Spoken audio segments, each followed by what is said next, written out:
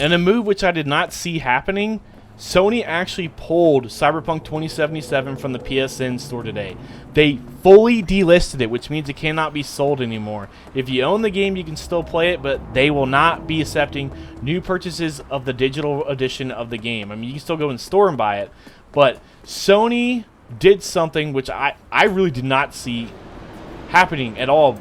But this game was terrible on last-gen consoles. It runs terrible on the PS4, and it runs terrible on the Xbox One. I mean, Microsoft should follow suit and pull it on the Microsoft Store as well. The game is an unfinished game, and is definitely an unfinished game on last-gen consoles.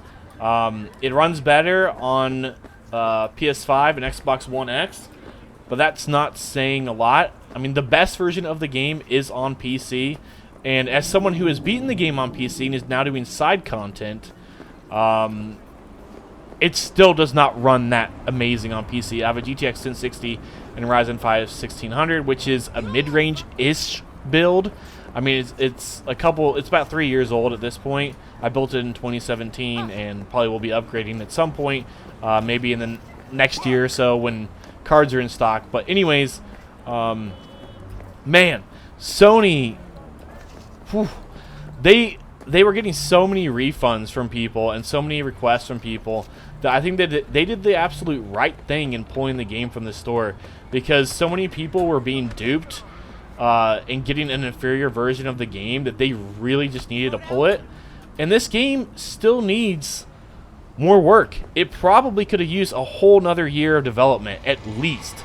I'd say another year minimum before it's actually ready, because this is still an unfinished game. The game I'm playing in front of you right now is an unfinished game. You know, I'm just walking around. That guy's nasty. I've seen him on other billboards. Yeah, but it's, you know, an unfinished title. It's not a great, like, you know, the AI is bad. There's hardly any choices that you make. The RPG elements should really be called RPG light elements. It's more of a looter shooter than a true RPG. There's just a lot of things, the bugs, the performance. There's just a lot of things that are wrong with the game and need fixed before it's an actually good playable game, you know. And so these people that bought it on PS4, I really feel bad for them. Uh-oh, I didn't notice it was the cops. I guess I killed him. But the people that bought it on PS4, I really honestly feel bad for them. And I hope that they can get refunds, especially the people that bought it physically. I hope that they can return it to stores, because it's awful that they have to accept the game in that state. And no one should have to accept the game in that state.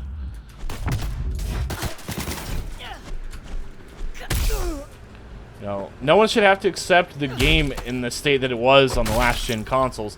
So the main problem is that CD Projekt Red lied about it. They said that the game ran great on last-gen consoles, but wouldn't allow any reviewers to show footage of the last-gen consoles. They were only allowed to show footage of the PC versions of the game. I mean, that in itself is shady.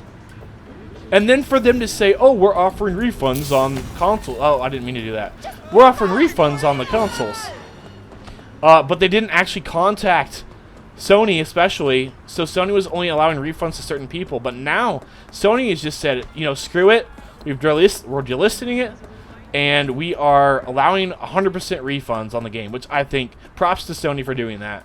Really good. Good ups on them, because, you know, it really needed a lot more development time. Who knows when it's even going to go back up on the store? Who knows? It could be sometime in the middle of next year. It could be, I don't know, end of 2021. It could be 2022. Who knows? It could be 6 months from now. It could be a year from now. But good ups on them. CD Projekt Red has already made back the money that they spent on the game.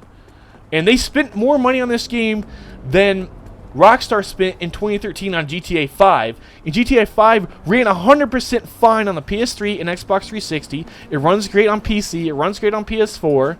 It runs great on Xbox One. How can a game like that, that's as big as open world as this, run way better on PS3 and Xbox 360? Whereas this game can hardly run on the PS4. And this game was started in development before the PS4 and Xbox One even came out. So you can't defend it and say, well, you should just upgrade to the next-gen consoles. No, this game was built from the ground up 8 years ago for the PS4 and Xbox One, and at some point they were just like, oh, screw last gen. No one cares because everyone's going to be getting the new consoles anyways.